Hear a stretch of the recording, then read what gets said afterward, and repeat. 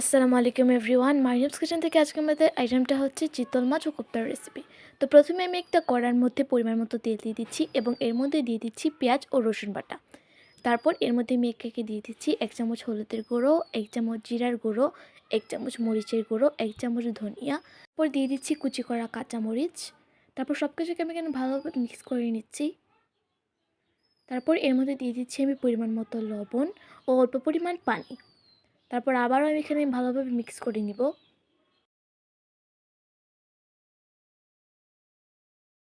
এখানে কিছুক্ষণ মিক্স করার পর আমি 1-2 মিনিটের জন্য এটাকে ঢাকনা দিয়ে ঢেকে দিব।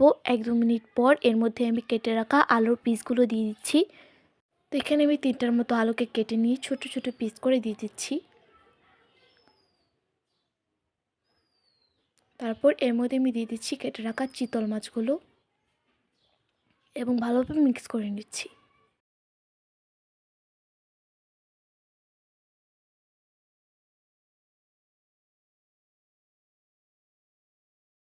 অন্যদিকে আমি কোপ্তার মধ্যে দিয়ে দিচ্ছি পেঁয়াজ রসুন বাটা, জিরার গুঁড়া, হলুদ ও ধনিয়া পাতা। তারপর আমি তরকারির মধ্যে এখানে 1 কাপের মতো পানি অ্যাড করে দিচ্ছি। পানি অ্যাড করার পর এর মধ্যে আমি কোপ্তাগুলো দিয়ে দিব।